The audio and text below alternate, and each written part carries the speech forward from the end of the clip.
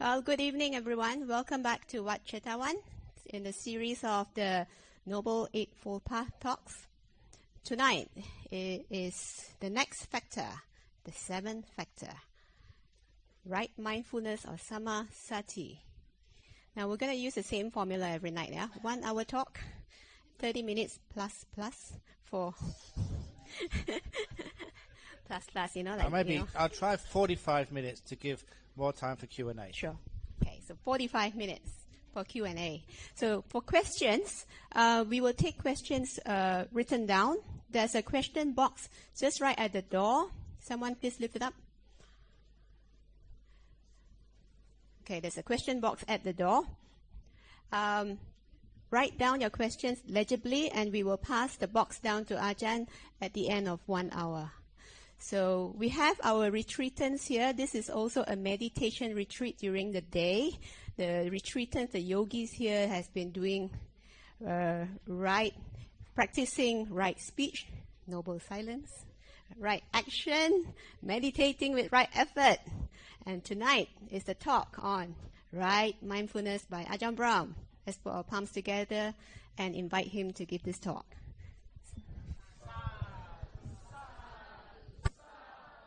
Okay, I'll give a talk. Oh, there's a car which is badly parked. And if that car isn't moved soon, it will get reborn as a bicycle. And the car number is... Car number WNV 6098. WNV. Oops, okay. Oh, that's embarrassing. Never mind. Thank you. We'll keep your place warm for you. So this evening's talk is about right mindfulness, where we're aware of where we can park our car and where we shouldn't park our car. So it is like awareness, and of course that is a very famous factor of the Eightfold Path. It really is overdone. There's other factors which are just as important, if not more important than right mindfulness. And also, people don't have too much of an idea of what right mindfulness is. Some people think it means to be aware of the state, aware of everything that's arisen in our minds. We can't do that. That is impossible. There's so much stuff which arises in our minds and in our body and in life. We have to be selective. Life is like a buffet, and we choose that part of us which is going to be good for our health. And that is where mindfulness will always be selective. And this is the one of the most important parts. What are you going to be mindful of? And the trouble with most human beings, they're just mindful of thinking. They think so much that they never actually are alive. They just live in thinking. So that's why we have these practices of mindfulness to bring you back to the real world. Sometimes people say, Ajahn Brahm, you're a monk, you don't live in the real world. Ha ha ha. I do, you don't. I never use makeup. When I look at my face in the mirror, it's actually as it is. Or you girls, you don't know what you look like really. There's so much thick makeup. There's Botox, there's uplifts, there's downlifts. I don't know what you do, but you're really fake. As for a monk, this is what I look like, with no adornments. And so this is actually the real world when we start to become aware and alive. And that is why, for many people, it's great, first of all, being not aware of all of your thoughts which drive you crazy, but being aware of more of your physical feelings, being aware of the body and its feelings, because then you feel much more alive. That's why on this retreat I've asked many of you to go walking outside without any shoes on.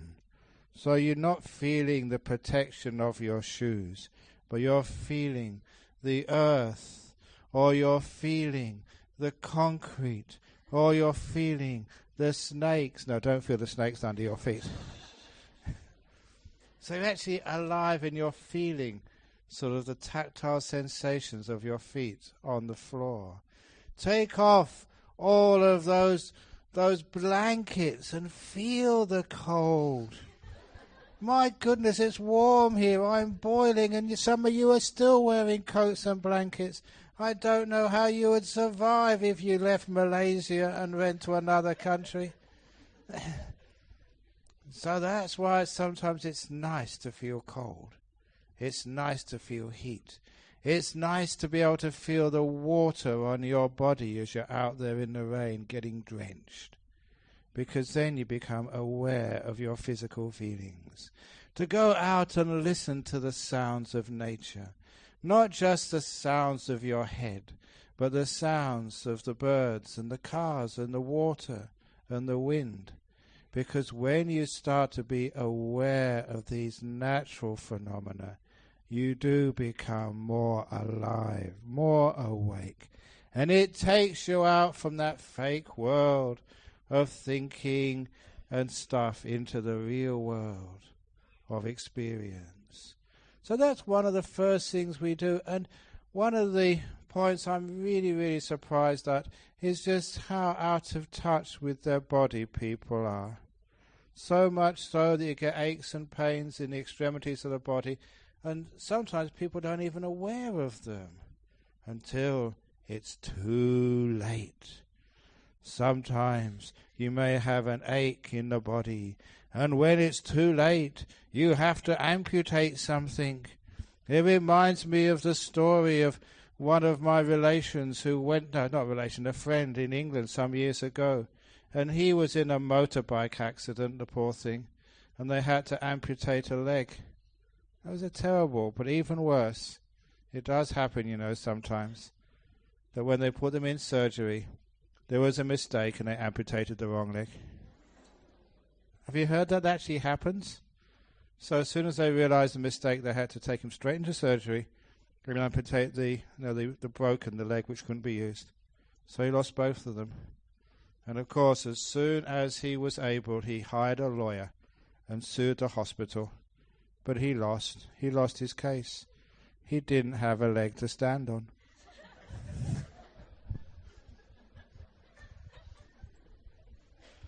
Okay, that's a joke, okay? It's all right to laugh. It's not a true story. I make these things up. So sometimes that people are so unaware of their bodies, they get sick in their bodies and they don't know what to do about it. But as you learn a little bit of mindfulness, number one, it increases your health because you're far more sensitive to what's happening in this body in which you live. And developing that sensitivity can do miracles for your body. I've mentioned to some people in this retreat that as you do a mindfulness of the body, we usually call it a mindfulness of the body scan, going right from the bottom of your body up the body and feeling all the different sensations in places in your body you've never felt before. And that's why in the mindfulness sweeping or mindfulness scan, which I teach, we start at our toes. Because so many people are so unaware of their toes and their feet. In fact, when as a Western monk I first went to Thailand, most of the time we didn't wear shoes or sandals. We had to walk barefooted, especially on arms round. And we were always stubbing our toes and stepping on things, so much so that our feet of all the Western monks, including mine, were always having band-aids on. And when Ajahn Chah saw the state of our feet, cuts and bruises, he said, "You Westerners have stupid feet." And he had a point. Our feet were stupid. We were very smart in here. We could argue all sorts of things. But our feet were stupid because we weren't mindful of where we were treading. When you're wearing shoes, you can tread anywhere, especially where you're wearing boots. You can tread anywhere and you don't get hurt. And because you're protected, you lose your mindfulness. So that's why it's good to start being aware of parts of the body you've never been aware of before. And I told this, I think in the interviews, it could have been in the morning, about one of my monks who had a very bad spine.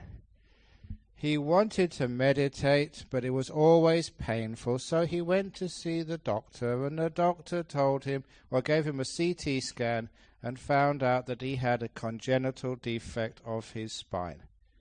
And there was nothing the doctor could do except to advise him, don't meditate. And that's like telling a cook not to eat.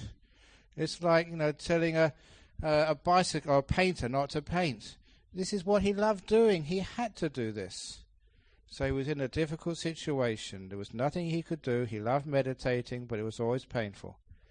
So he learned this practice of mindfulness of the body, which solved the problem. He read in a book that there are muscles on the side of your spine which most people are totally unaware of. We don't have any mindfulness of them.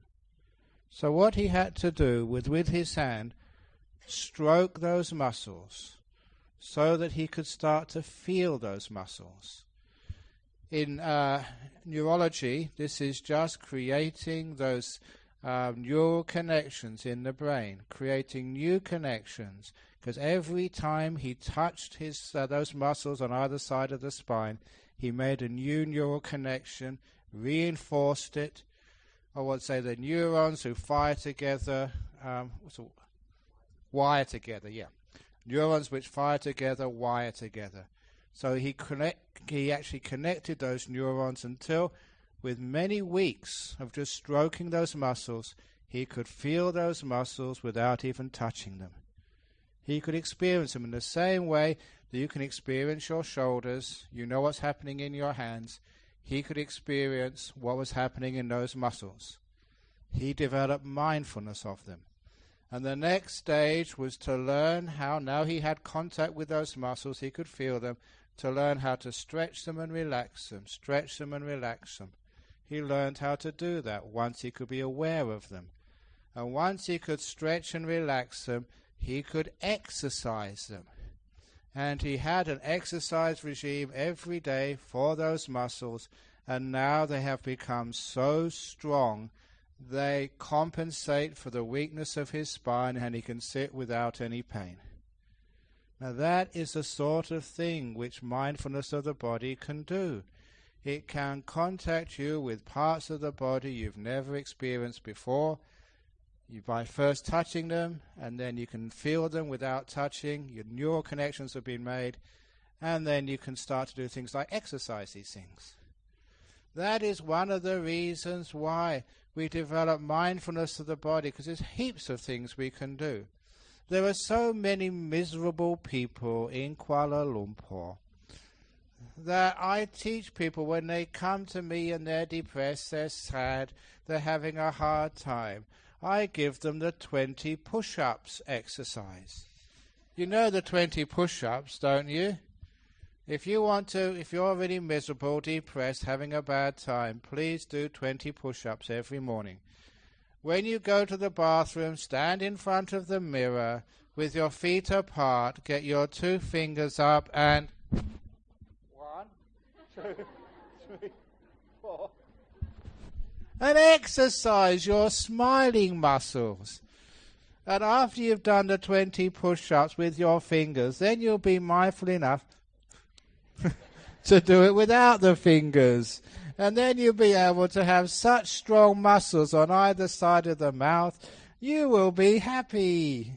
And also attractive, all you young men and young women still looking for a partner. I know why you haven't got a partner. You look miserable. No one would ever like going out with you. So smile more, because every boy and girl tell me they want to go out with someone who's fun. So you got to sell your fun part. Forget about big breasts or nice hair or sort of being a tough guy. Being a smiley guy. And that makes you irresistible to the opposite gender. Give it a try. So this is actually being mindful even of your facial muscles. So you can relax and smile.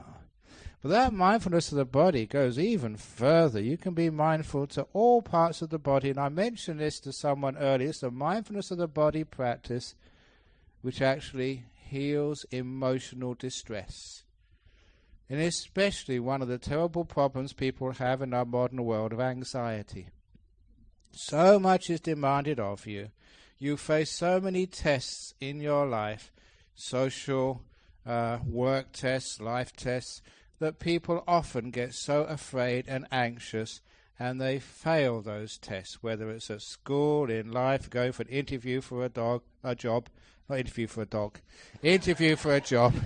It could be an interview for a dog. I remember a story of a dog going to an interview, actually. This is another aside. Because there was, in Australia, a job for a secretary. But it was, in Australia, they have very strong laws against discrimination. So you can't discriminate according to gender. You can't discriminate according to race. Nor can you discriminate according to age. Just because a person's old, it doesn't matter. If they can do the job, you have to give them the job. So there was a job advertised, non-discriminatory job for a secretary. So a dog walked in for the job. And the person thought, we can't have a dog, but we can't discriminate. So they decided to give him a test. Okay, get on the computer and type a letter. So this dog was amazing. He got on the computer, he opened it up, he opened up Word Office, and with these paws he typed out a letter as dictated. Amazing dog. And I thought, this dog is smarter than we thought. So, do a spreadsheet. So he got on the computer again and did this excellent spreadsheet. He thought, my goodness, look, there's one way we can get this dog. He said, in this job you have to be bilingual. So they asked the dog to speak another language. And so the dog went, meow, meow.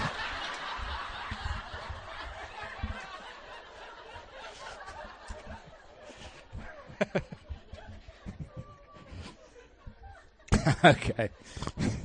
Now, anyway, was I going back to interview for a job? You're anxious. So when you're anxious for a job, you get all this stress. And the technique which I've developed, which I teach far and wide, especially to psychologists, was developed when there was this one young lady who had extreme anxiety disorder. Depressed, anxious, even paranoid. She was so anxious she couldn't even leave her bed in university. And the psychologists and doctors at Adelaide University could not help her. So when no one else helps, Ajahn Brahm comes to the rescue. Da, da, da, da, da, da. And she was lucky because it was her mother was a Buddhist. And so she knew about me, so she called me and said, can you talk to my daughter? She's in a big mess. She hasn't left her bed for weeks, and no one can help her. She's got extreme anxieties. So I called her, and she told me what was happening. And I said, when you're anxious, when you have these panic attacks, where do you feel it on your body? And she said, I don't know. So I said, give me a call in 3 days when you can tell me. I gave her something to do. This was the first exercise in mindfulness of her body, so she could feel anxiety in her body. And after a few days, she gave me a call. She said, I feel it just in my chest area. It's in my chest. And so my second test for her was, can you describe that feeling for me? She said, I can't. It's just anxious, that's all. I said, that's not good enough. Give me a call in 3 or 4 days when you can give me an accurate description of that feeling. So I was increasing her mindfulness. And she was a brilliant lady because in 3 or 4 days she gave me a call and gave me this very accurate description of the feeling which came whenever she got anxious in her chest. She had developed mindfulness of that part of her body enough that she could explain to somebody else exactly what she was feeling. Not just it's hot, it's cold, it's hurting. I want more than that. You've got to be more aware so you can give a good description to a stranger. And once you got to that stage, the next stage was very simple. I said, whenever you get an anxiety attack, a panic attack, and you feel that sensation in your chest area, get your hand and massage it with compassion. Give it as much loving kindness as you possibly can do. If you can't do that, I told her, because she had a boyfriend who was cooking and cleaning for her because she was totally incapacitated. Said, get your boyfriend to massage your chest for you. That's what boyfriends are there for. And then give me a call in 3 or 4 days. In 3 or 4 days, she gave me a call and said she'd followed the instructions when she had that panic disorder in that chest area. She got herself or boyfriend to massage that area as much as they possibly could. And I said, what happened? He said, oh, the tightness in my chest disappeared. And then I asked her, and what happened to the emotion of anxiety? And that was when she paused. We call these light bulb moments. She said, when the physical feeling vanished, so did the panic. It went too. And I told her, wonderful. Now you know how to deal with your panic disorder. Don't try and attack it in the mind because you're not skilled enough to deal with an emotion in the mind. You usually get negative towards it and make it worse. But people are much more sensitive to the body. So once you're aware of where that panic, that anxiety manifests in your body, massage it, give it loving kindness. You'll be able to deal with the physical counterpart to anxiety so it disappears. And you'll always find when the physical part disappears, so will the mental part. She said, thank you. A couple of weeks later, she was out of bed, back to university. She graduated with first-class honors in dentistry. 1 year later, she married that boyfriend, and I did the ceremony for her. A very happy ending, and she was so impressed with the therapy which I gave, which the classical psychologists and doctors couldn't help her with. She nominated me for Australian of the Year. I didn't get it, but I did appreciate the gesture. And she still keeps in touch, even though she's now in Sydney, a brilliant girl with a very happy marriage, who through mindfulness of the body had learned also to deal with emotions. And if any of you ever have anxiety at an interview for a job, making a presentation in public, please, this is how you can solve the problem. You'll be some physical feeling in your body, not necessarily in your chest. That's where it manifested for her. Be mindful of it. Be aware of it. And once you're mindful of it, you can give it compassion. And you will find when the physical counterpart goes, so does the emotion. The two are connected, the body and the mind. And that's a brilliant way for dealing with anxiety. And so if you see anyone, Usain Bolt, about to race the next 100 meters in the Olympic Games, if you see him rubbing his chest before he takes off, you know where he got that from. Another disciple of Ajahn Brahm. So when you have a bit of mindfulness of the body, it's amazing just how you can relax parts of the body with a bit of compassion, and incredible healing happens. Many people have had these operations where they have these huge scars on their body. And by giving that awareness to that part of the body and giving it compassion and kindness, it's amazing just how quickly that heals. And of course, the record was this lady. She's Singaporean, living in Perth. She had a mastectomy one afternoon. The next day, she came and offered dana in our monastery. I couldn't believe that. I said, what, did the hospital let you out? Yeah, it said, no, it's healed enough. No, it gave it incredible mindfulness and compassion. It's amazing just how quickly these things can heal. I couldn't believe it myself, but she had a whole breast removed in the afternoon next day at Bodhinyana Monastery. Woohoo! That's really good. So it's amazing what you can do to your own body with some awareness and some kindness. So that's where we start, with being aware of our body rather than in our head. And it's amazing what we can do for our health and happiness, even emotional happiness. We can actually be a little bit more in control by being aware of our body and also aware of our health, because you can feel parts of the body which are getting tense and you can relax them. Whether that tension is around your heart area, you can just relax it just through will, because you're aware of that part of the body, and awareness gives you the opportunity for what I call feedback. You're aware of, say, the area around your heart. You can feel it get tense, you can feel it get relaxed, and after a while you can relax it as an act of will, because you feel it's relaxed, you feel it's tense, you know what causes the relaxation, what causes the feeling. The mindfulness gives you that feedback. So it's amazing how you can control parts of the body. It's pretty much how people do if they're dancers, professional athletes, especially gymnasts. They get so aware of their body. They're aware of parts of their body which you and I are not aware of at all, which is one of the reasons I don't dance in public. But this is what they become aware of, and because of that training, it's amazing the sorts of things you can do.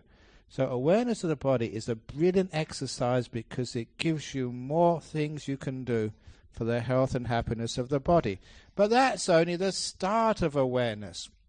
That is why in the classical Buddhist traditions we say the 4 focuses or foundations of mindfulness. The first is usually on the body, because that's one of the easiest things to be aware of.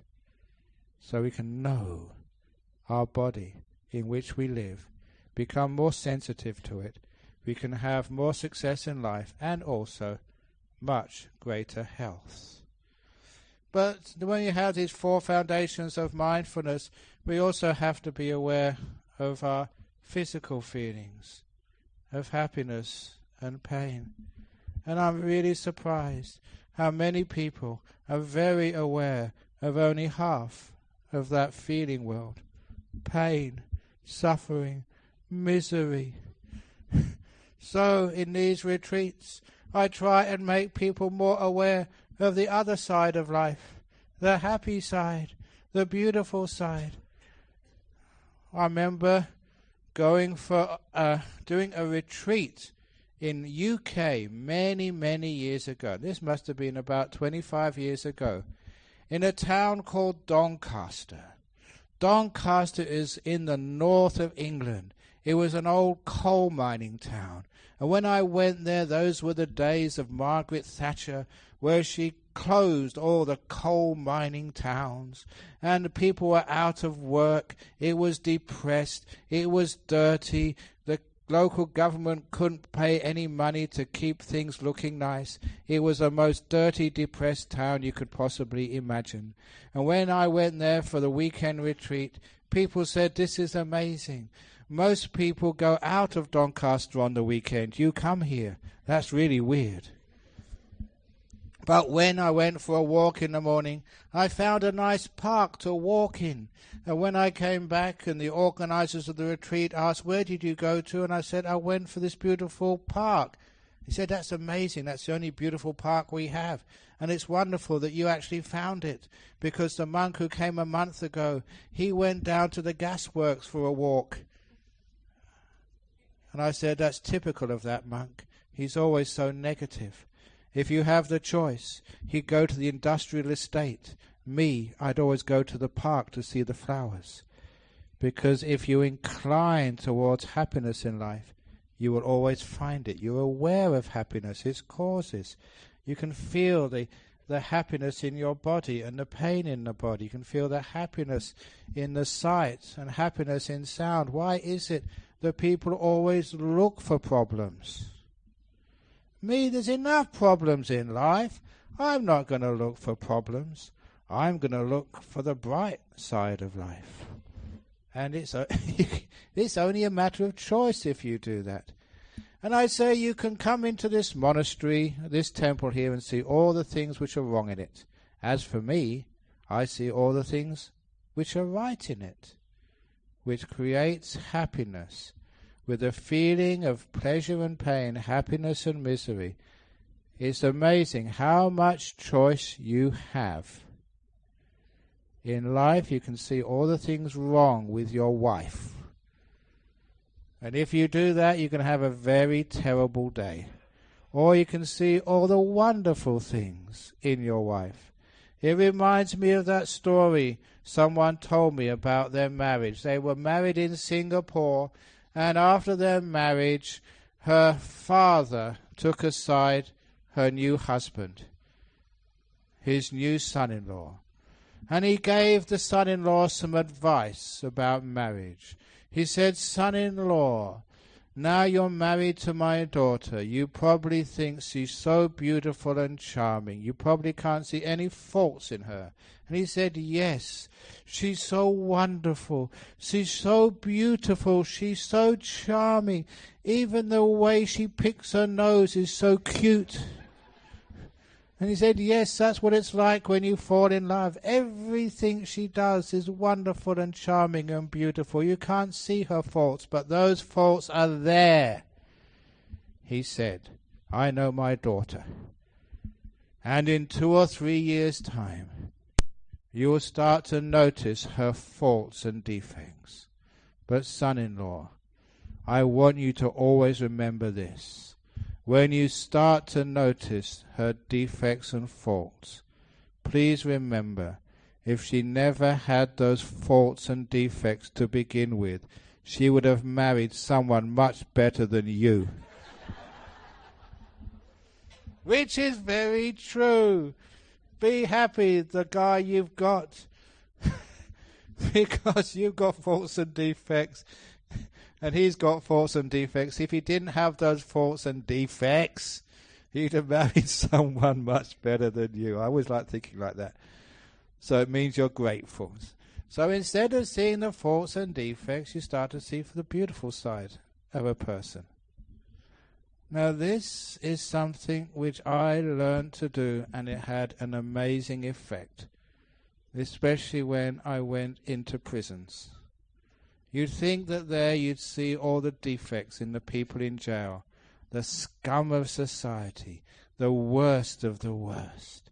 But when I went into prison, as I've talked to you before, I've never ever seen a criminal, never seen a murderer, never seen a thief or a rapist. I've only ever seen a person who's murdered. I've seen a person who's raped, but never a rapist. There is no such thing as a liar. There's a person who's lied. Knowing that difference, you can see there's an other side to even the worst people in this world. And you do have a choice to see the crime they have done, which is terrible, or to see all the other things they have done in their life, which are very beautiful things. Which one are you going to see? I made a conscious choice when I went into prisons to see the other part of the person, not their crime, for which they were serving time, to see the other part of them. And an amazing thing happened. When I saw their beautiful part, I could respect them. They were surprised that someone was treating them as a human being, not as a murderer. And they started to see that part of them themselves. When they started to be aware of the positive side of their life, that side started to grow. And that is why the people who went to my class never reoffended. They came out, started their life again, and became very successful. That was very effective. And I do that when I see anybody. Yes, you may have made a mistake, but you are not the mistake. When I was teaching some time ago to the north of here in one of the universities, I forget where it was, after my talk someone asked a question. I've just caught my husband lying to me this morning. I can't trust him any longer. Should I get divorced? It's amazing the questions you get in question time. My husband lied to me this morning. I caught him out. Should I get divorced? I can't trust him. So first of all I asked what she was doing in that university. She was a lecturer in mathematics. I asked her how long you'd been married. She said about 3 years. So I said, now I can answer your question by doing some statistics. Because I was doing maths at university as part of science. So 3 years, that's about 1,000 days. And let's assume for this argument, every day of your married life, your husband has said, on average, 20 things to you every day, which could be right, which could be wrong. So since you've been married, he's made 20,000 statements which could be right, which could be wrong. That's a fair assumption. And now he's lied for the first time. According to probability theory, it means the next time he opens his mouth and says something to you, there's a 20,000 to 1 chance on past experience that he's telling the truth. What do you mean you can't trust him? 20,000 to 1 is a pretty good odds. I could trust that. If you could find a politician who told the truth 20,000 times instead, you would trust them, wouldn't you? What do you mean you can't trust him? And she got the point. 1 lie is all we see. 20,000 truths we don't see. 1 murder is what you see. 100,000 kind acts we don't see. Why is it 1 pain in the body we see, the rest of the body which is happy we don't see? Oh, my toe hurts. What about the rest of your foot? Oh, yeah, that's okay. That's why I keep telling people, you've got a bad leg, it doesn't matter, you've got another leg, a spare. Hop. You see that, the kangaroos in Australia, they hop, they're okay. It reminds me, I'm sure I've told this one last time, but I can't. You know the difference? We have many, many Buddhist kangaroos in our monastery in Perth. Buddhist kangaroos, you all know the difference between a Buddhist kangaroo and a Christian kangaroo? There is a difference. I'll show you. A Christian kangaroo. They put their paws like this. A Buddhist kangaroo puts their paws like this.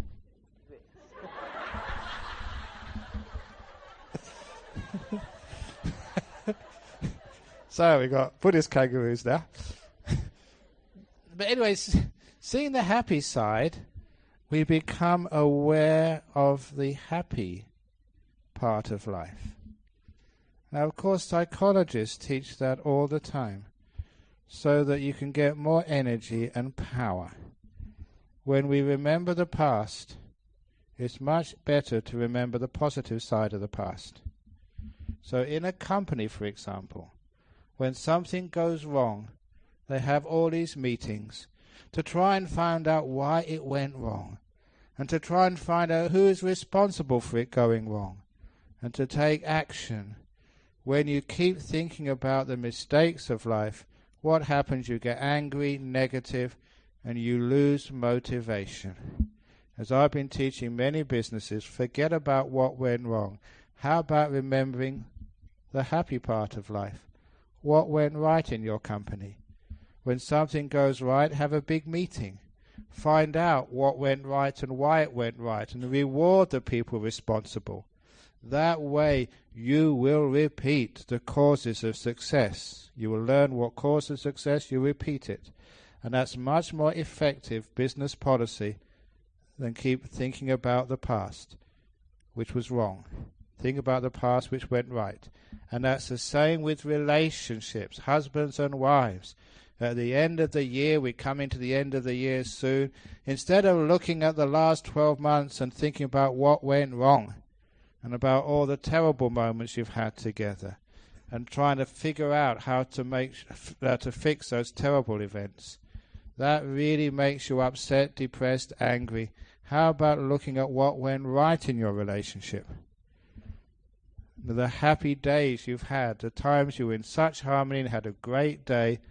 Remember that, figure out why, and then you learn the causes of a happy marriage. If you keep thinking about what went wrong, you'll get divorced. If you keep remembering what went right, you'll learn the secrets and you will be able to repeat those causes. That's why that when we do even mindfulness of the feelings, we should be mindful not just of what went wrong, because we do live in a very negative society, always critical, always seeing the bad side of life. Instead, we should look at the other side, the happy side of life. And that's even the case when people are sick in hospital. Please, when you go and visit someone who's sick, please never tell them, how are you feeling today? That is the most stupid question in the whole world. If they were feeling fine, they wouldn't be in hospital, would they, stupid? If you see someone in hospital, that's what the doctors and nurses keep asking them. Talk about something else. Don't talk to the sickness. Talk to the person. They're not a sick person. They're a person with sickness. The person is much greater than that. And I can imagine if I was sick in hospital, here we come again, and they say, oh, how are you feeling? How's your cancer going? Look, that's really depressing. I want to hear about something else. And that's actually why it works when you start talking about something else in life, seeing the happy side. That story that there was a nun I was counseling in Perth. She had terminal cancer. When her cancer got so bad, she had to go into a hospice. I used to visit her. She called me one day saying, I think I'm going to die soon. She was perfectly correct. 2 days later, she was dead. If any of you hear from your loved ones and family, they think they're going to die, they know much better than the doctors. So if they say a day or two I'm going, they are going. Take it seriously. I knew that, so I took it seriously. I stopped whatever I was doing, went to that hospice.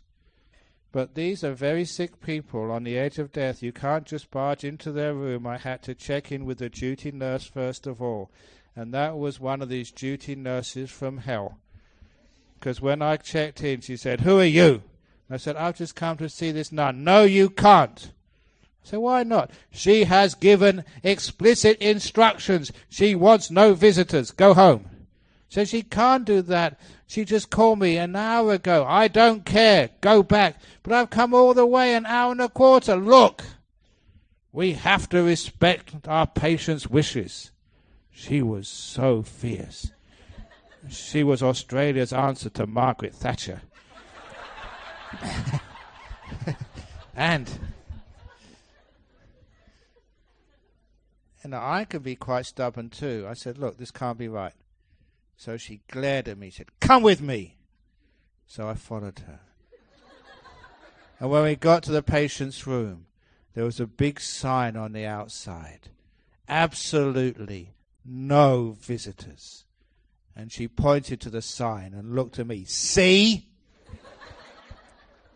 And I love telling the story because I looked, and right on the very bottom in small letters were the words, except for Ajahn Brahm. And I couldn't resist looking at that nurse and saying, see? As a monk, you shouldn't do that, but I just couldn't resist. She deserved it. But when I went into the room, I had to ask the patient, I said, why did you put that notice on there? And she said, because you're the only one who comes into the room and doesn't see my sickness and sees me instead. And I got it, as I hope you get it. She just said, what's the latest joke? Come on. Because, that's what I like doing, telling jokes. And so we had a nice time together. Yeah, we talked a little bit of Dhamma, but it was mostly just giving her an uplift. She was fed up to here with people seeing her sickness, which made her really sick. So look at the other part, which is what happens when you can do mindfulness of feeling. You can see the other part, not just the pain, the happiness part. And if anything you need to do to get balance is to see a happier side of life.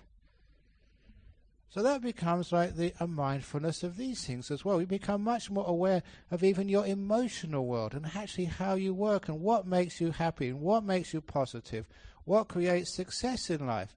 You're getting to the idea of like being aware of these things. And with awareness, then you can get some power in your life. And especially health in the body and health in the mind comes from such awareness. And we make that such a positive thing in Buddhism that now you can do so many classes in places like Oxford And in Toronto, I was there teaching a class on meditation. I meant mindfulness and medicine and psychology. It's such a popular unit now because this mindfulness really works. When people become more aware of their body and their feelings and their emotional worlds, they really can get much more healthy and successful in life. And many of the problems, such as depression, one of these terrible things which happens to human beings, and the British National Health Service did some research because they only had a limited budget. They had to find out how they can spend their money to get the best results. And so their research arm did research into 3 therapies for depression. One was the medication. Number 2 was counseling, otherwise known as cognitive behavioral therapy, but it just means sitting in front of somebody and just talking over the problems. And lastly was meditation, the mindfulness training. And they compared those results in a huge study, and they found out the medication was just placebo effect. It didn't really work. That really pissed off the medical companies. The pharmaceuticals, rather. Number 2, they found cognitive behavioral therapy, speaking to somebody and getting counseling, that does work. But nothing worked as powerfully as mindfulness. Awareness, becoming aware. Because what you were doing, you were becoming aware of what happens in your mind, and especially the thinking. And how so much thinking gets negative. Just like the negative feelings in the body, we pay more attention to pain than happiness. We also pay more attention to negative thoughts than to positive thoughts. You can actually see that when you actually listen to how you think. If you don't believe me, listen to how people speak, which is a reflection of their thinking. So many people are negative. They always say the government is terrible, the economy is bad. Every time I come to Malaysia, I usually ask, how's the economy going? When it's booming, no one says it's booming. They're always saying it's going okay. They do that. When it's really terrible, they really say, oh, it's really... But when it's sort of little bit bad, they say, oh, it's terrible. We always exaggerate on the negative side of life. And we always think the very worst. One of the ways to overcome anger and ill will is to give other people the benefit of the doubt, which is positive thinking. By which I mean, if someone has cheated you, don't think they're a cheat. Give them the benefit of the doubt. They must have made a mistake in their accounts. If someone has lied to you, don't think they lied to you. Maybe give them the benefit of the doubt. Maybe I misheard what they said. Whatever it is, you will find if you give people the benefit of the doubt, you give them the most lenient interpretation of what they've done, you will be happier, and they also will not cheat you so much. A lot of times you get misunderstood. How many times have people accused you of things you never did? Many times, haven't they? And you've accused other people of things they haven't done. You misunderstand each other. So that's why giving people the benefit of the doubt, that positive thought in your mind, oh, my wife must be in a bad mood today. Maybe she started menopause today. Give her the benefit of the doubt, and then you don't get so angry. So that is like using your thought positively. Because your thought is such a powerful tool, it can create so much pain to you, but also so much happiness. And we're never really aware of it to train it. In the same way, when you start to become aware of what's going on in your ears, and especially whether it's a positive thought or a negative thought, you're aware and you check, how am I thinking? You will find the negative thoughts, if you keep going on with them, will create so much depression, anger, and will even make you sick. But if you can develop that positive thinking by being aware, and if it's a positive thought, oh, what a wonderful day it is today. That's why when it is raining, I always say, this is auspicious. It's raining. This is holy water from the heavens. You don't have to ask the monk for it. It's all provided as much as you like. And when it's sunny, it's even more auspicious. You can go out and wash your clothes and dry them. Whatever's happening, it's auspicious. If there is an earthquake, you can just put your washing in the tub and it shakes itself. So you can save electricity. Whatever happens, you can always see a positive side to it. So that type of positive thinking, you will find, will make you successful and happy no matter what happens. So this is why the third of those satipatthanas is actually being aware of how you think and how you react to things. And we become we always react in a bad way, and we can just change our minds so easily and react in a good way, and we can actually be happy, healthy people. So mindfulness, which is on the thinking mind, it means also you can stop thoughts which are leading in the wrong direction. No, I don't like that thought. Throw it away. It's not that hard to do when you're aware. In the same way, when you're aware of the feelings in the body, you can calm down the negative feelings. Even the thoughts in the mind, you can learn how to stop those too. With mindfulness, and you can see what is necessary to stop them.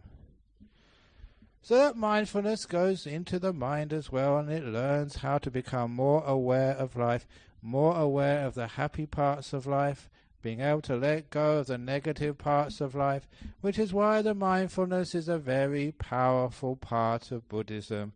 And in fact, it's one of the reasons why Buddhism becomes popular in our world, because people who practice such mindfulness actually do become happier people, healthier people, which is why that monks like me have to work my butt off. I could get negative about that, but because I have mindfulness of my thoughts, I never allow those negative thoughts to keep coming on, because they torture me. You know, sometimes I think, why do I have to give another talk tonight? You've heard all this before. Why don't I get the little doll made of me from Madame Tussauds? And then I can put an old talk in. I'm sure I've given a talk on right mindfulness before. Put the CD in, or connect it to the computer, press the button, and all the doll needs to do. And then I can have a nice time in my cave doing nothing. So sometimes that happens. Sometimes I did get negative, but I decided that's not the correct way to go, because if I wasn't mindful of those negative thoughts, they would have taken off a long time ago and caused me a lot of problem. Like the one time when I was living in Thailand, I found a nice monastery to meditate in. But even in the meditation monasteries, they have ceremonies, 3 or 4 times a year, these big festivals. And this was one of those festivals, actually Wesak Day. And you know that everybody comes to the temple on Wesak Day, and I just wanted to have a quiet time meditating, and hundreds of people I'd never seen before came to the temple, and I was the only Western monk. So I was a star attraction. And they wouldn't leave me alone. They came up to me, especially because I could speak Thai. And I don't mind talking to people about meditation or Buddhism, but did they want to know about meditation? No. They just came up to me and say, "What country are you from?" And they asked, "Have you got any brothers and sisters? And what did you do before you became a monk?" They never asked me about, meditation or Four Noble Truths or anything like that. They just wanted to know what country I come from, whether I got any brothers and sisters, and what job did I do before I became a monk, and why did I become a monk. And after about 20, 30 people ask you the same question, you really get fed up. So I decided to escape. My trick was I needed to go to toilet. Even monks have to go to toilet, and I didn't really need to go, but I pretended. So I went to my hut where the toilet was and escaped round the back. And when they didn't know what I was doing, there were caves in that monastery, and I went into the deepest of caves. You had to go up a bamboo ladder through many passages, and you went to the bottom of the cave, which was about 100 meters from the entrance, really deep. And it was very quiet in there, but had good air. I've been in there many times before. I thought, great, now I can meditate and get rid of all those people with their silly questions. And you know what happened. I was only sitting there no more than 5 minutes when I heard this sound of people coming down the passageway in the cave. They hadn't seen me come in. What had happened? They too had got bored with the sermon of the senior monk. They've had enough of that stuff. And they decided to explore the caves. And my luck was so terrible. They decided to explore the cave that I was in. And I could see they had like an oil lamp. I could see the light get stronger and stronger. And then one of them came round the corner of the passageway at the end of which I was sitting. And they saw me. And they immediately went back. And I could understand their conversation. The man who'd seen me said to his friends, "There's a ghost in the end of the cave." They thought I was a ghost. And I thought, may it be so, may it be so. Because if they thought I was a ghost, they would not come down that cave at all. They'd leave me alone. And I thought, please, please, please, please. And then 2 people's heads came down round the corner. They had a look at me and they came back. "No, it's not a ghost. It's the Western monk." "No, it's not. It's a ghost." "No, it's the Western monk." It was touch and go for about 3 minutes. And then I lost. It's the Western monk. And so about 20 people came down that cave. And they sat in front of me, and one after the other, they asked me, "What country do you come from?" "What? How many brothers and sisters have you got? What did you do before you came?" Now you realize in life you can't get away from that.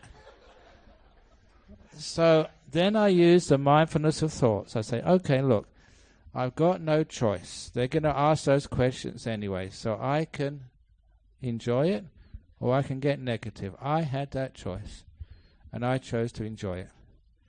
So instead of getting negative, I had fun and started talking about, how many brothers and sisters I had and what country I came from and stuff like that. Sometimes having fun when they ask where you came from. I remember my teacher, Ajahn Brahm, he said the same thing. "I come from my mother's tummy." Which is very true. Sometimes you had a joke, why did you become a monk? I say, because of broken heart. The women love that. Ah, poor thing. It wasn't true, but I was just having fun. But when you have to do things you don't like, you've got that choice to be mindful of your thoughts and give it a positive spin. You've got to go to the dentist. I have to go to the dentist too. Do you like going to the dentist? I keep positive spin when I go to the dentist. Those dentist chairs are the softest chairs I ever get to lay in. You're not allowed to have high and luxurious chairs except when you're sick. So I have this wonderful chair. Those chairs, the back goes up, it just contours to your body. I love those chairs. And number 2, the dentist put all sorts of stuff in my mouth. At last, no one can ask me any questions of where I come from or how many brothers and sisters I've got. I can actually be quiet and meditate while they're doing their stuff. So that's why I always see the positive thing about going even to a dentist. So when you have that mindfulness of your thoughts, you can actually do something to get rid of all the negativity which causes you so much pain. I've got to go to the dentist anyway. Why not create a positive thought? And it's not that hard to do, which means you're not so miserable in life. You've got to go to work. Even I have to go to work. This is holiday time, and I've been working many hours every day, and I don't even get paid for this. I could get very miserable and say, why me? Why doesn't some other monk? Well, this is a very wise monk over here. How does he get away with it? He's much wiser than I am. But no, you create that happy mind. So when you develop mindfulness, it gives you more opportunities in life. Sometimes what mindfulness actually is, my definition of mindfulness, is instead of just having one door to go through in the journey of your life, mindfulness means there's 3 or 4 doors you can go to. You're much more aware of the possibilities of life. It literally does give you more choice when you're more aware. There's many other things I can say about mindfulness, especially the strengthening of the mindfulness through meditation, where it really gets powerful.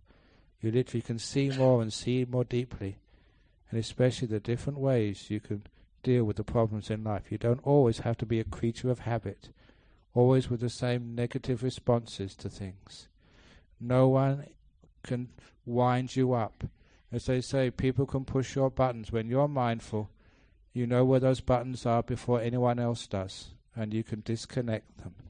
Which is why people, they try and upset me, calling me, "You are so fat, you're like a pig." And I just say, "Oink." I got my choice to do that. So my mindfulness says I'm never going to allow anybody to control my happiness.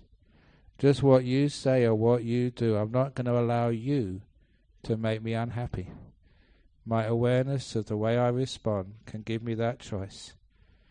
Whatever you say or do, it's my choice how I respond. And I decide not to respond by getting upset. If you try and make me unhappy, I will refuse. If you don't give me any food tomorrow morning, I think, great, today I can fast. So I like fasting over in the West. When I fast over in the West, I eat fast food. Very delicious. So you kids, tell your mummy I'm fasting today. I'm going to McDonald's. Fast food. Okay, so enough fun and games. I've gone over again. I was supposed to finish at 9:15. So nevertheless. So thank you for listening for some aspects of right mindfulness. Sadhu, sadhu, sadhu. Okay, so let's get some questions here from the magic box. Very good, here we go. Lots and lots of questions. It's going to go on to 11 o'clock tonight. Doesn't matter, I won't answer all of them. If your karma isn't good enough, your question won't get answered. It's not my fault. A question about how to face death. In case we are terminally ill or have an accident knowing we're going to die soon, what are the things we can do right before death? The first thing to do is sign all your assets over to the BGF. No. Help with citing a mantra, listen to chant to calm us down. Many thanks. If you prepared yourself beforehand when you're about to die, the best is to say, let go, let go, let go. You can't carry anything with you, but the problem is people try. And they get attached to all sorts of things instead of just saying, no, the end of the life, now's the time to let go. And to give it a positive spin, be mindful. When you're dying, be happy. You say, great, I've escaped the old people's home. That's a wonderful thing when you die young. When you die young, especially women, you escape menopause. Yes, I got no menopause. I've got away without it. Oh man, you've escaped Alzheimer's, arthritis, and all these other diseases of old age. Yes! So, or you can always look at the positive side of anything in life. So when you're dying, keep positive. You lived a good life. Now is the time to go. There's that story I say about the 2 old people, man and wife. They'd been married for many years. So when one died, the other one died afterwards, within days of each other. That happens really often. They live life together for such a long time. When one goes, the other one soon goes afterwards. And because of their good karma, they got reborn in a heaven realm. And an angel came to meet them. And the angel said, because of your good karma, because of all the generosity and kindness, and keeping your precepts and meditating, I've come to show you your heavenly reward, which was this beautiful mansion overlooking the cliffs. $1 million views, bigger than the Sultan's Istana. A huge mansion. And as soon as the guy saw that, he said, wow, someone on my salary could not afford the government taxes. Because you have government taxes in Malaysia? Bigger the house, the more you have to pay? And he said, it's too big, I can't afford it. And the angel said, up in heaven, there's no governments. No politicians make it up here. But there's no governments anyway. So, he took him inside. It's all for free, okay? He took him inside. And inside this Istana, there was such amazing furniture. Plasma screen TVs, 100 foot wide.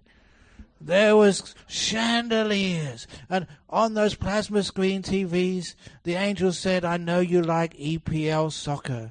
I know you support Liverpool and they're not doing so well this year, but up in heaven, they always win. And the last minute, because it's heaven, you'll always have a good time up here. There were chandeliers with amazing crystals, and even in the bathroom, I always like talking about the bathroom, even the toilet bowl was made of solid gold. Solid gold. And when you press the button to flush the toilet, water never came out. I hear you've got the same problem here yesterday. But up in heaven, it's not water comes out. Out comes Chanel number 5. Just to wash the toilet away. It's heaven. And he took them down. Took them down to the... first of all, the guy said, this is such expensive furnishings. Look, a golden toilet. No, the thieves will come up here. I don't think I can afford the insurance premiums.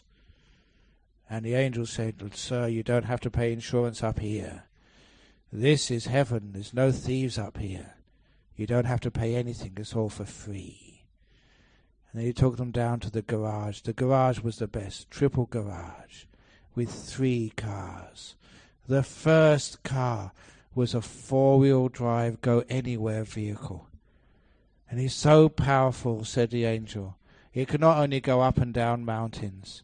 That's easy. This is a new superpower 4-wheel drive. It's so powerful, it can even go up waterfalls. That's a powerful car. And the next car was a stretch limousine. Have you seen it? I was actually in Las Vegas, and this huge stretch limousine. And this was a massive stretch limousine. So big it had a swimming pool in the back. And the third car was the best of all. A Ferrari. A red Ferrari special edition. And the angel said, I knew, sir, that you loved your sports cars. But he said, what's the point of having a fast car in KL? Too many traffic jams, he said. And even if you do go on the toll roads, there's too many policemen with speed cameras. So what's the point of a fast car? And the angel said, sir, up in heaven, no traffic jam. Up in heaven, no speed cameras. You can go as fast as you like, said the angel. And if you have an accident, it doesn't matter, because you're dead already. And then they opened up the garage doors. And on the opposite side of the road was an 18-hole golf course and a resort clubhouse. And the angel said, we knew how much you loved your golf. So we built a golf course right next to your mansion, so you can enjoy yourself with your heavenly reward. And he said, on this golf course, because it's a heavenly golf course, whenever you get your ball on the green, whichever way you putt it, it will always fall into the hole. If you've ever played golf, it really sucks when you just putt the ball, it just reaches the rim of the hole and goes out afterwards. No, whichever way you putt, it always goes in the hole. And the angel said, look at that clubhouse. That's only for the really elite. You know, those are only for the datuks and datins of this place. I would never be able to get elected into such a resort. And the angel said, "You're already elected. You're not a life member. You're a death member. Play as much as you like." And at that, the angel left. The angel left him to his wonderful golf course, Ferrari sports car, and beautiful mansion with the 100-foot plasma screen TVs on which Liverpool always won. And as soon as he left, the man got angry at his wife. Really scolded her. Got so upset and angry. He was scolding her for 10 or 15 minutes, and when he paused for breath, his wife said, "Why? Why are you so angry at me? You got your golf course and your sports car. I know how much you loved. You dreamt of having a fast sports car. Now you got one. And I know how much time you spent watching Liverpool on the TV, and they always lost. You got upset, and now they're going to win every time. You should be so happy. Why are you so angry?" And that's when he looked at her and said, "Because, wife, if you hadn't given me all that healthy food, I could have been up here many years ago." That's why you should never eat healthy food. Fast food. Okay. So think of that when you're dying.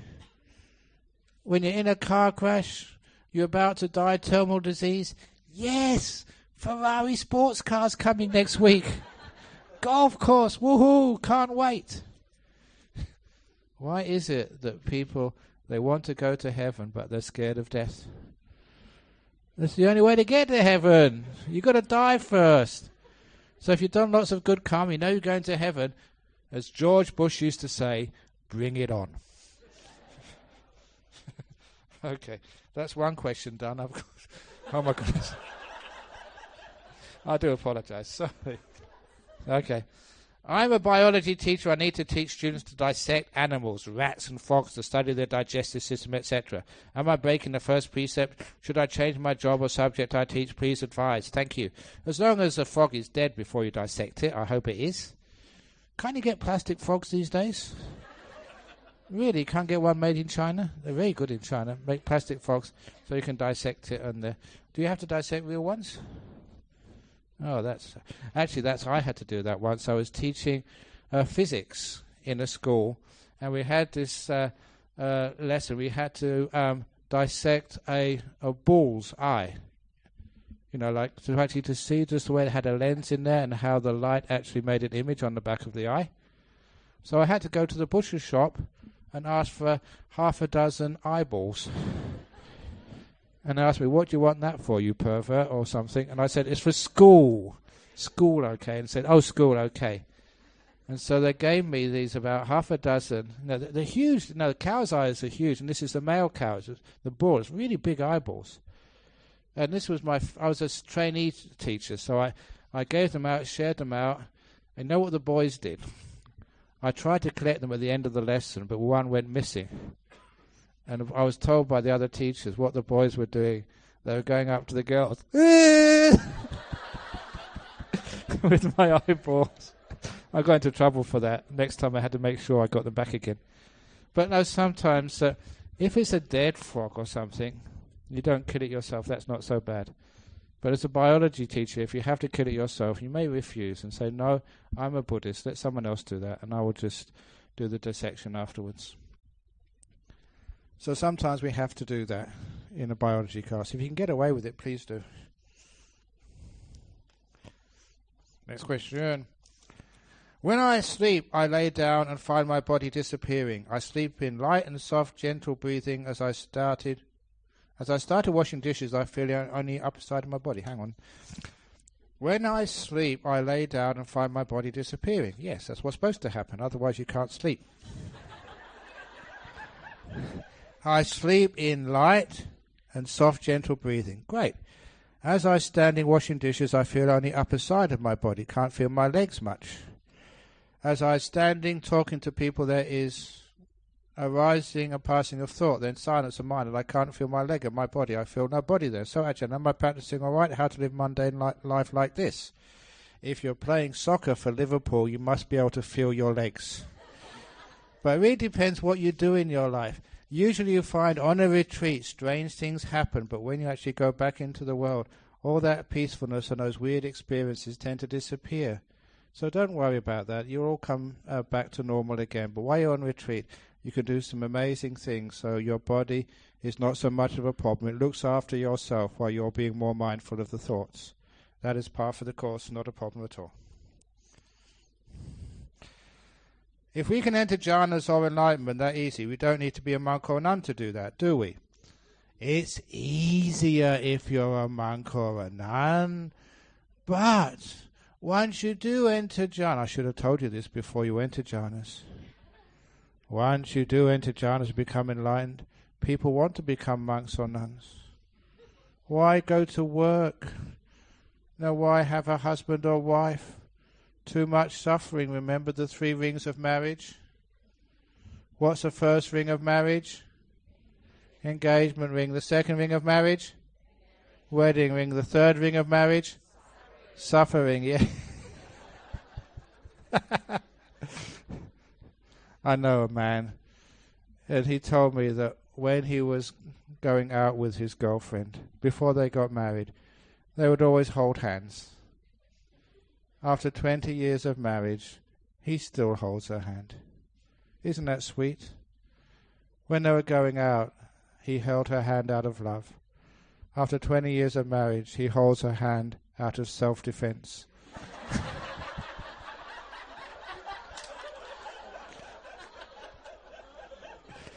Why are you laughing? I tell you why, because truth. So that's why people become monks or nuns. Why not? It's good fun being a monk or a nun. Someone asked Ajahn Brahm why he became a monk, and he said, in Thailand, in the villages, that sometimes they used to play monks. You know, like you play house when you were a kid? They used to play monks, and he'd always volunteer, even as a kid, to be the monk. Because they get some brown cloth which he put around himself, and he said he'd just sit there, and all his friends would bring him nice things to eat. Ever since that time, he always wanted to become a monk. He actually said that. He's a very funny man. Dear Ajahn, is loving kindness and non-violence a natural byproduct of the jhana experience? Yes. How do Zen monks incorporate loving kindness in their practice? I don't know how they do that. I'll continue. Does traditional Zen masters who engage strong-will approach reach the same depths of jhana experience? Now, I've met a lot of those Japanese masters and Korean masters. On the outside, they appear tough as nails. But when you guys go and they're with other monks, they relax and just mess around and tell jokes like everybody else. Because sometimes, we have our cultures, and it's okay in Malaysia. I can tell jokes and get away with it. But when I went to Hong Kong in a Mahayana monastery, people were quite surprised that a monk was smiling, laughing, and telling jokes. But they loved it there. And so one of the nuns, when I left the first time from Hong Kong, she came up to me and said, thank you so much for coming, Ajahn Brahm. After people saw you, now I can smile as well. And I thought, what a wonderful thing that was. Because everybody, all cultures are the same. So the monks and the nuns will tell jokes to each other. But sometimes they think, when we're in public, we better be serious. But really, they're all just good fun. So even the Zen monks tell great jokes as well. Here we go. I would like to use your books, Mindfulness, Bliss and Beyond, and the Art of Disappearing as my meditation guide. How should I use them? How you should use them is sit on them to get a good posture and practice what they're saying. So don't keep studying them. Read them and follow them. That's what it's there for. Otherwise, like I'd say, Zen people have a great sense of humor. One of the first monks I saw was a Zen monk. He came to London, where I used to go to this Thai temple to give a talk. I go and see any monk or nun who gave talks because they were few and far between in those days. And this monk gave a talk through a translator, and after touring around England for about 1 month, he came back to give another talk. By this time, he had learnt a few words of English, And so someone asked him the question, what do you think of Buddhism in England? This was in 1969 or 70 or something. What do you think of Buddhism in England? And this Japanese Zen monk answered in fluent but simple English, Buddhism in England. Books, books, books. Too many, too many, too many. Dustbin, dustbin, dustbin. And that was so fluent. And it was true, because many people, they were just reading the books, following the containers and not really paying attention to the contents. So the book there is as a signpost. Please practice. How can I use the online community at dharmaloka.org to talk with a member of the Serpentine Sangha regarding my meditation? Yeah, you can. So we do have a little blog there. You can actually ask your questions. I never answer them. One of the other lackeys does that for me. So I'm very lazy. That's why you delegate. That's the best thing in life, to delegate things. So I delegate all that to my students. But if they get it right and people praise them, I take the praise. But if they get it wrong, I blame them. That's what delegation is. You always take the praise and take the sort of thing, but you delegate the blame to my Peng. No, poor girl. She's doing a good job. In a few Buddhist historical sites in India, it is said that the Buddha has performed a number of miracles, like taming the drunken elephant, making multiple representations of himself in the sky, descent from the heaven, something serving honey, a monkey serving honey to the Buddha. Are all these real stories or just legends? How are all these miracles possible? Now, there was one of the monks in Thailand, one of the other disciples of Ajahn Chah. Someone gave him a monkey, because sometimes these monkeys, they were mistreated, so they put them in this forest. And because the monk was very, very good with the monkey, he could get the monkey to do anything for him. So this particular monkey, if the monk needed a banana, he just pointed to a tree, and that monkey would climb the tree, get a banana, and then he would offer it to the monk and then put his paws up like this. Now that was a very well-trained monkey. And of course, sometimes people have their dogs, and they train their dogs to bow to the monks. One of the ladies who came this afternoon had a dog and would always be able to bow to the monks. So you can do that. Remember that cat in Brickfields? Who he ran into the Brickfields temple one day. No one knew where this cat came from. Went into the main shrine. Stood on two legs with its paws looking up at the Buddha. I remember Dr. K.C. Dhammananda. He had a photograph. I had a photograph of that. I've lost it. And he said, no, I don't want to tell too many people about this. But from that time on, that cat had a free lunch and a nice place to stay. And it's an amazing photo. Now, this is not digitally enhanced. That cat was on two legs, paws up, looking at the Buddha in a shrine. He just ran in and did that straight away. So the animals can do these things. They're not just miracles. Some of these things are actually true. So sometimes we don't usually make too much of a thing about miracles, because then where people keep on coming up to you. As I remember when I first went to Australia with another monk, this young boy came up to the monk I was staying with and said, how much? What do you mean, how much? I said, how many inches? What do you mean, how many inches? How many inches can you levitate? Come on, show me.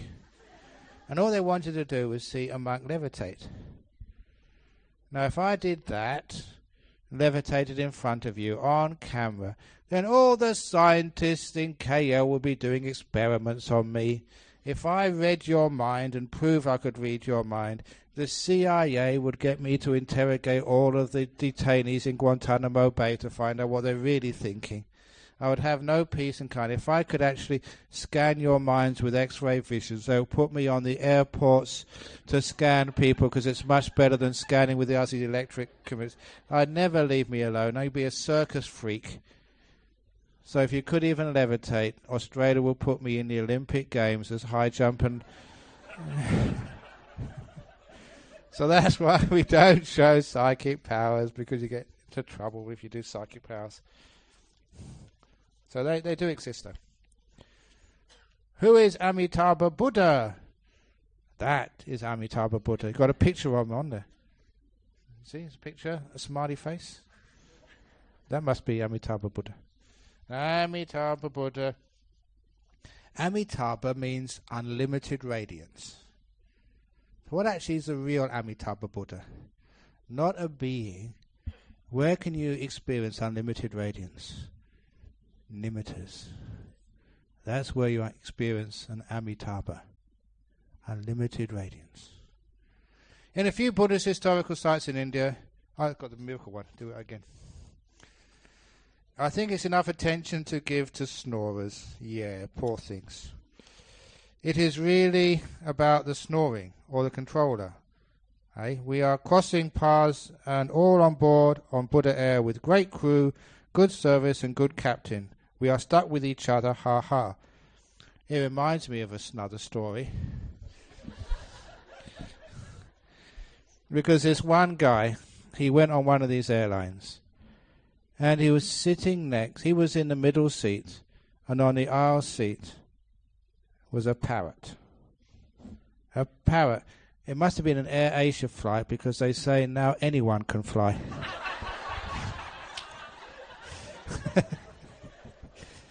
He was sitting next to a parrot. So he didn't mind that. You know, parrots are small, he could stretch out a bit. But after they took off, the flight attendant came to take some drink orders. And the parrot looked at the flight attendant and said, "Give me a whiskey, you cow." That's really rude. And she was a bit taken aback, and he said, "And can I have a cup of coffee, please, ma'am?" He was very polite. And the flight attendant went to the galley, and she was so shaken by being called a cow, she forgot the coffee and just came for one whiskey for the parrot.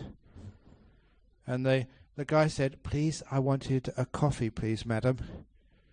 And then, in that time, the parrot downed the downed the whiskey and said, "And get me another one, you bitch." Whoa! That was so rude.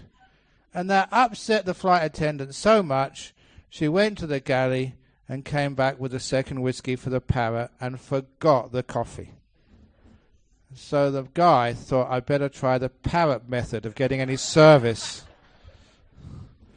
So he looked at the flight attendant and said, "Get me that coffee, you pig."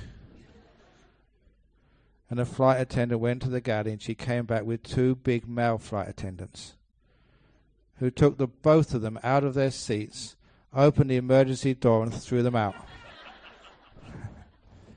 And as they were plummeting down to the ground, the parrot turned to the guy and said, "You really have bad mouth for someone who can't fly."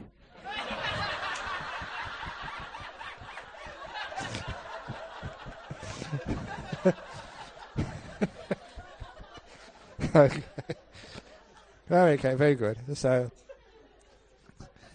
I just make the most of it, and the more negativity we give to the annoying snores, the more it is going to be. So Ajahn taught us how to do it is how we make peace with ourselves and everybody else around in nature. Everyone snores, non-regular snorers snores when one is super tired. So I take it to be like Andre Borelli singing Italian and opera. Wow, people can really snore beautifully. That's why we are here, to acknowledge, forgive, learn to make peace with things that we can't control. Coughing is as bad as well. But we accepted it, maybe because Ajahn said so. It's okay. We conditioned our mind, wishing all beings happy snoring. So that was just saying that sometimes if you can't stop it, you just got to accept it and just let it be. Very good. Anyway, it's only one more day, and then you can go home and go with your husband who snores.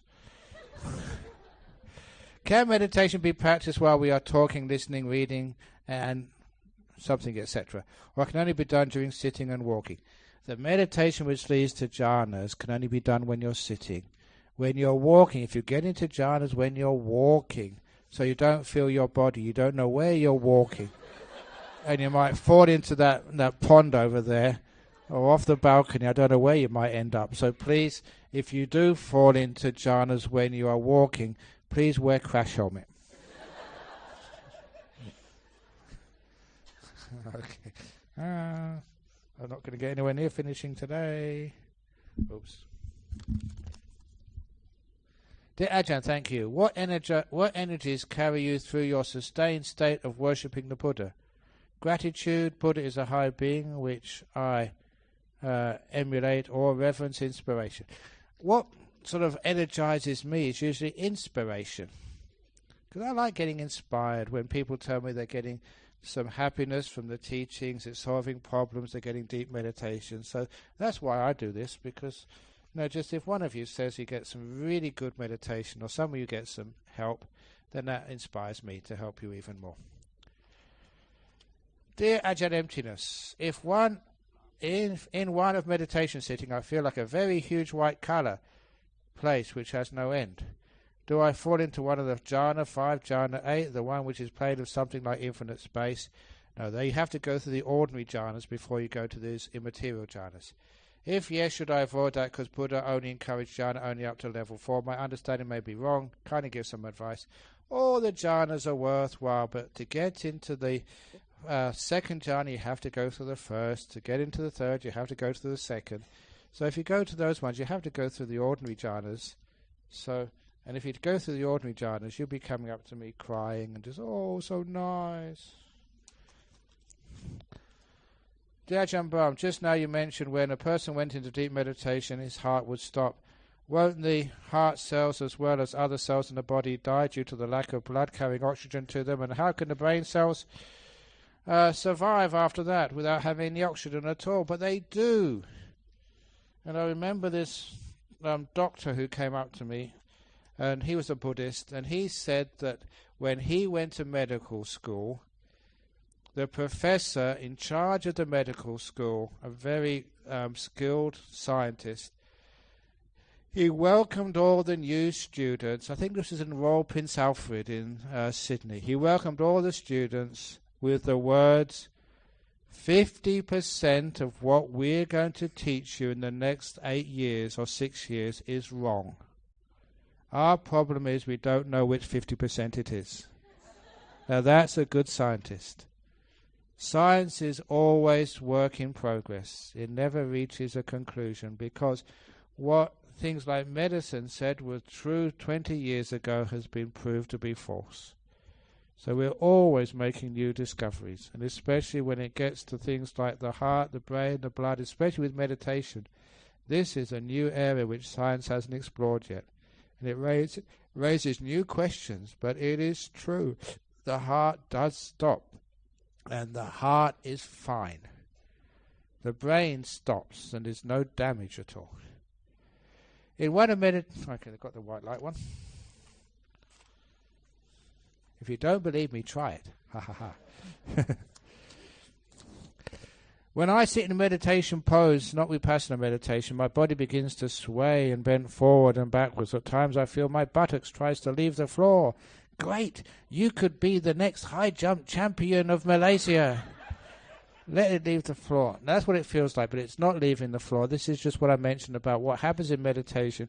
Your perception gets deconditioned, and it starts to imagine things which are not really happening, but it feels true. It's not dangerous at all. Just let it happen. The perception is just becoming free.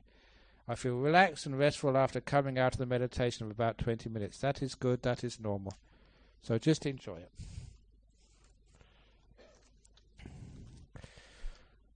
What is meant by the Western Paradise or Amitabha? Where is it? I've been to the West. You go to England, that's the West, or even go further, go to United States, and I'll tell you, it's not a paradise. So this is something which came after the time of the Buddha. What happens during the first lunar month, the ghost season? People say that it's dangerous to go out at night during that month. Is it true? Perhaps it might be. It's time for another ghost story. We're not going to answer the questions tonight. This is did I tell the story? The guy went to the temple and it was the coffin story. No, okay. This is a really spooky story. This guy went to the temple one night. on his way home. It was only about, a kilometre, half a kilometre back to his home. This was in Australia. But the way home was past a cemetery. And even Australians are scared of cemeteries, especially at night time. I don't know why this is. It may be the same in Malaysia, but it's certainly the case in Australia. The street lights, to lighting the lights, they're always further apart when they go past a park or a cemetery. Where the houses are, they're much closer. So it's always darker and spookier. But, it was only a short distance. So, he was walking past the cemetery. He got halfway. Everything was fine. And it was only just after he got halfway he thought he heard something following him. Now, you may have had that experience before. Most of the time it's imagination. But nevertheless, your senses get very aware if you think someone's following you. It could be a thief, it could be a stalker, or it could be something worse. So he involuntarily started walking a little bit faster. And whatever it was following him also came faster. And he listened very carefully. So he walked even faster, and so did the thing following him. He wanted to look around to see what it was, but he was too scared. As you are, you don't want to see it. But by the time he got to the end of the cemetery, whatever it was catching up with him. So he decided to look around. And as soon as he looked around, he wished he hadn't. Because following him was the sort of things you wouldn't even like to see in your nightmares. Following right behind him was a coffin. Vertical coffin. Going bump, bump, bump after him, with the dirt and the cobwebs coming off as it was chasing him. He started running as fast as he could. Doesn't matter how fast he ran. Bump, bump, bump, bump, bump. The coffin was still catching up with him. He got to his gate, the front gate of the little garden in front of his house. He didn't even open the gate. He jumped over it and ran to along the path to his house. The coffin came to the gate, bump, and broke the gate down. He got out of his keys to open his door, and you know what happens? He dropped the keys. Oh no! Bump, bump, bump, bump. Came the coffin after him. He picked up the first key, put it in the lock. That was the right key. He opened the lock, got inside the door, slammed the door to, bump! Just as the coffin reached the front door. And he could see it through the glass panel. But he'd made it inside the house. He was safe. Bump! As the coffin started to hit the front door. Bump! As the hinges started to give way. Bump! Only a few moments and that coffin would break down the front door of his house. He ran up the stairs to the only other room with a lock, which was the bathroom. As he got to the top of the stairs, bump! As the door gave way, and there was nothing between him and the coffin. He looked at the coffin down the bottom of the stairs, and the coffin saw him at the top of the stairs. Bump, bump, bump. Up the stairs came the spooky coffin. He dove into the bathroom and locked the door. Bump, bump, bump. He could hear the coffin coming up the stairs. Bump! As it hit the bathroom door. Bump! Even louder. The wood began to splinter. If that coffin could break down the front door, there was no real hope for him. He went against the wall, waiting for his fate, with his arms spread out. Bump! as the coffin broke through. There was only a couple of feet between him and sheer terror or death or something worse. No more place to go. Just as an act of desperation, he took something on the shelf and threw it on the coffin. The bottle broke and this brown liquid went all over the coffin. And the coffin stopped. Because what he threw on that coffin was cough medicine. It stops the coughing.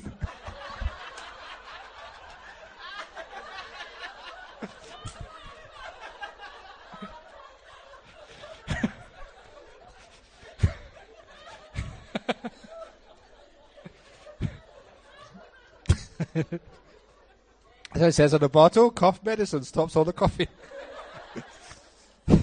Okay. I'm crying so much for my own joke I can't read the... Okay. That's the worst part. That's a ghost. Okay, so ghosts aren't that dangerous. Okay. Okay, what's the next one? This is just a comment on the topic of the sex act as painful. I said it this afternoon. Really stirs people. I always get some comments on this. The facial expression of people engaging in sex and being tortured are quite the same. That says a lot, doesn't it? Like drug addicts, some engage in sadism and masochism to get that high. Getting high has been by being tortured or torturing others. Real perverts? You're all perverts except monks. No. But it's interesting. That was something which I brought up today. A very powerful message. Is it pleasure? Is it pain? Since there's no one there, why should I still need to meditate? Exactly. There's no one there, so who needs to go home to work? Become a monk. Become a nobody like me. In Australia, do you have any special room for the snorers? It would encourage more natural snorer to come for meditation in future. As one of my friends is a snorer too. She is so worried to go for a holiday with others. I don't dare to invite her for meditation too. Sadhu, sadhu, sadhu. That'd be very good. Have like a snorer's retreat.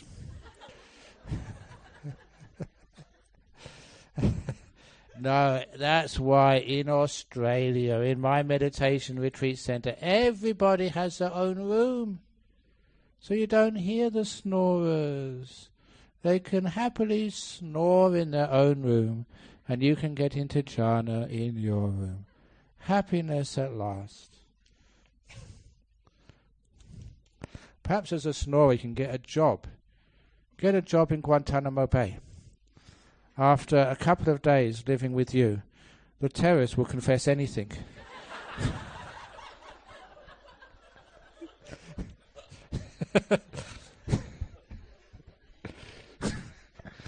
Okay. If I am right to assume that all animals that reproduce by sexual activity are of pure mind, they instinctively fight for sexual rights with the object to reproduce the next generation, this is right effort. I don't know where this is going.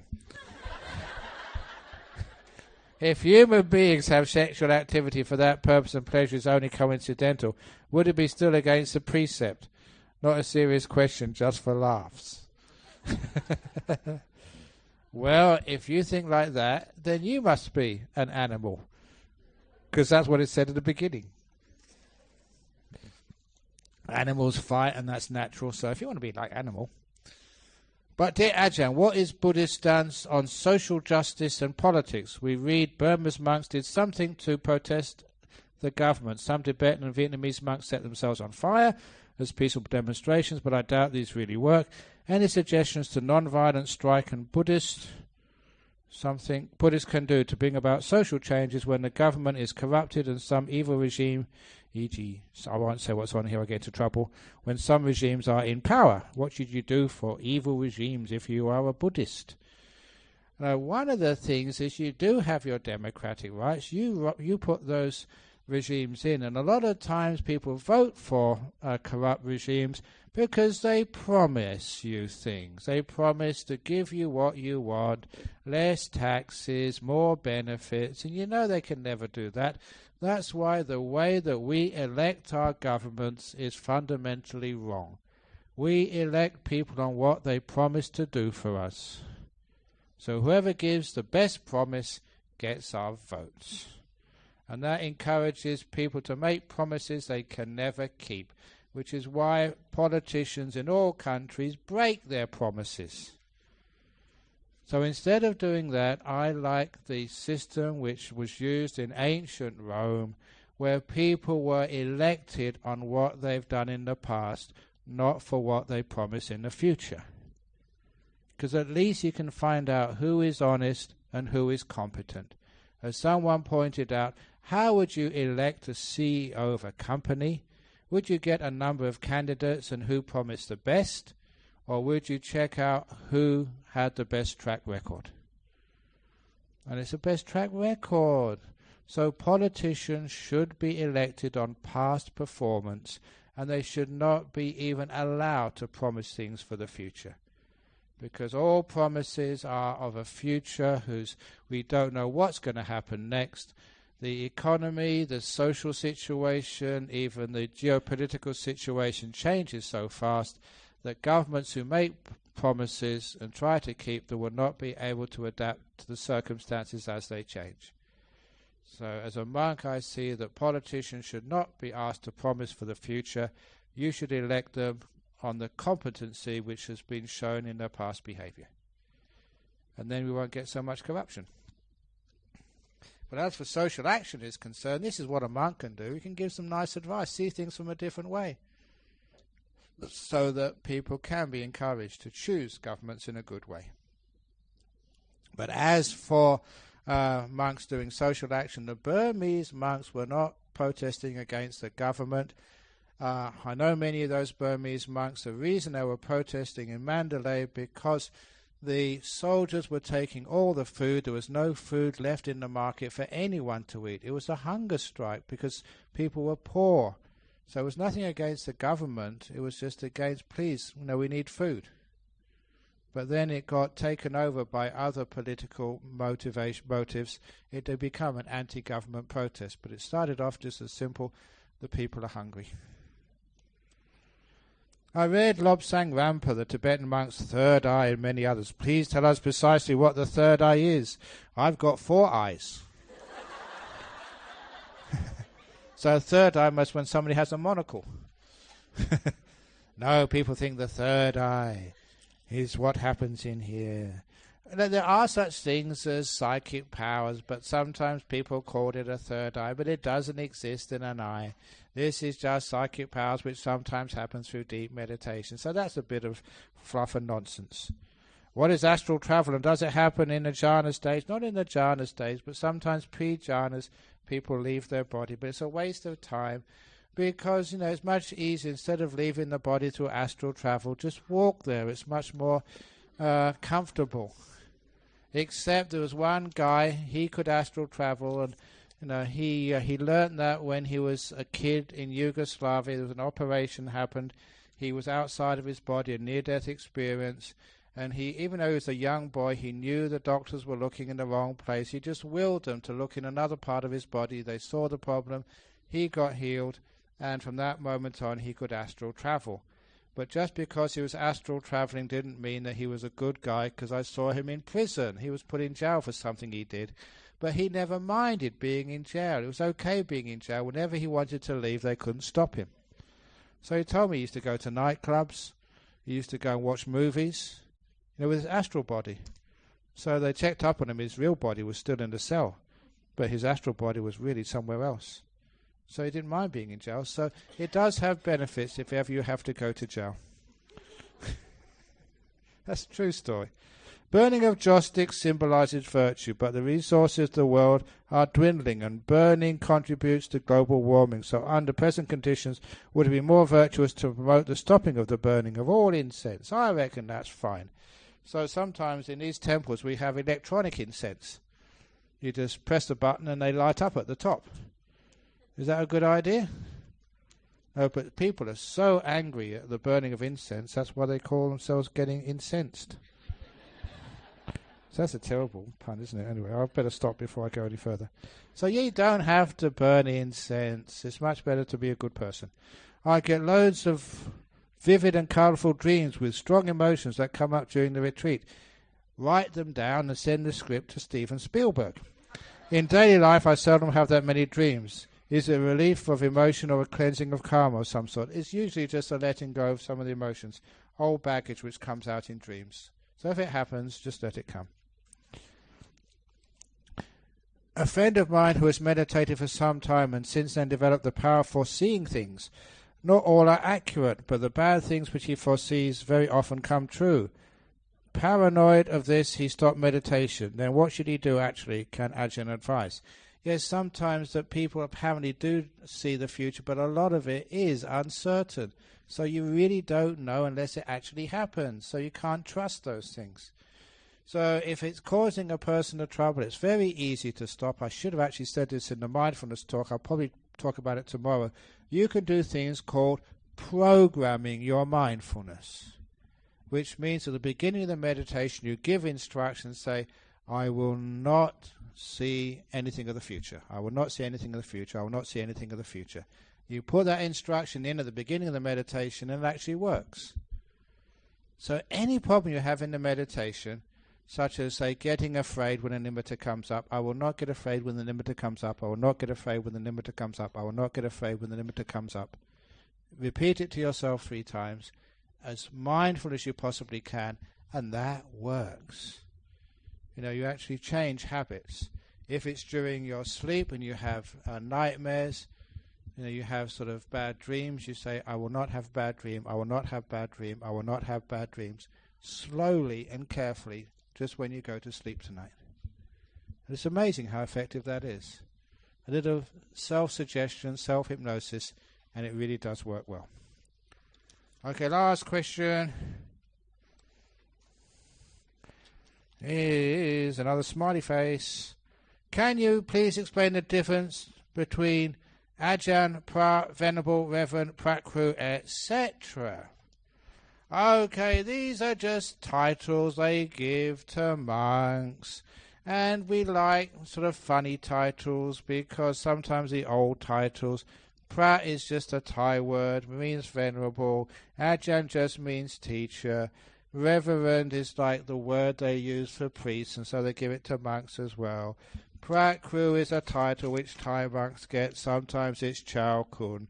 So all these are titles, but I said the one I like the best is your emptiness, yes.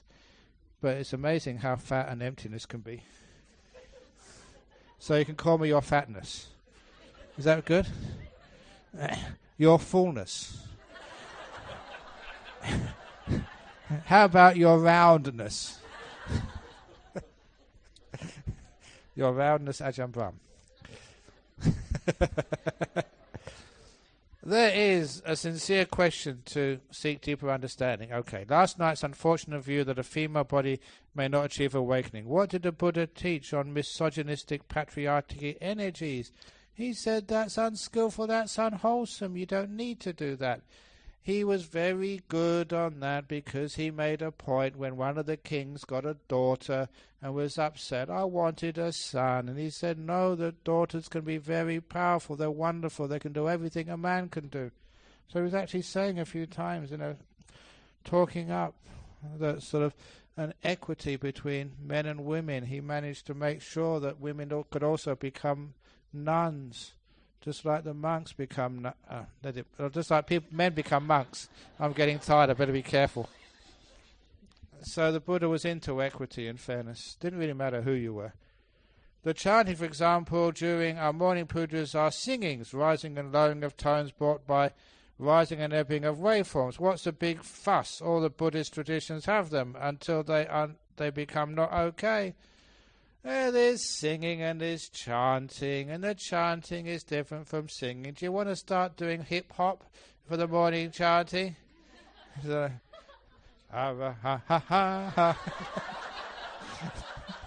as far as I'm going.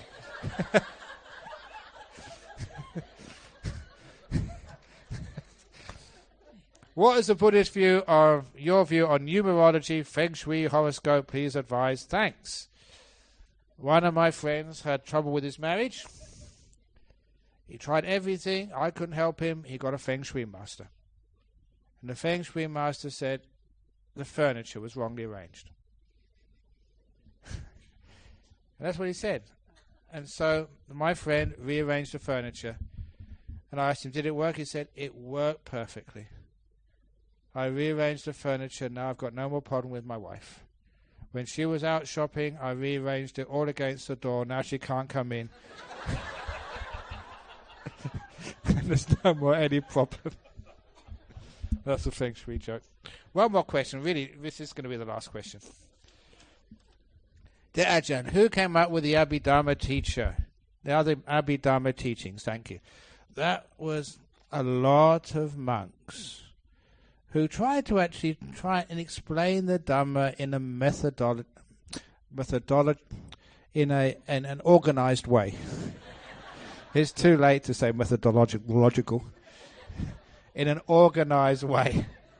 So they started having 6 of this and 8 of that and 10 of the others. So this is where the Abhidharma came from. And this is actually what the Buddha said where books came from, for monks who couldn't meditate. So a lot of times we got into study instead of meditating. So people who meditate, you can write some books, but they're not supposed to be just taken on their face value. They're guidebooks, they're menus, they're things which are encouraging people to practice what's there. They're like menus, they're not the food. But sometimes we mistake the food for the menu, and then we get sort of more menus, and the menus gets more complicated. So remember, when the Buddha taught, he taught ordinary people.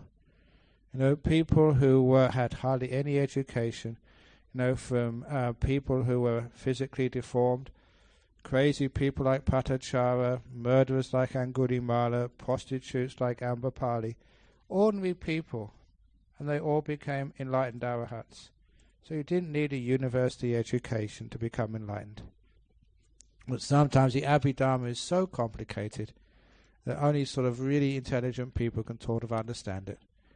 And to me that means that this is not real Buddhism. Buddhism was for ordinary people, in teachings which everybody could understand, even simple villagers. And that was a wonderful thing about an Ajahn Chah. These simple villagers who only had 3 or 4 years education at school could understand, and so could all these professors from Bangkok.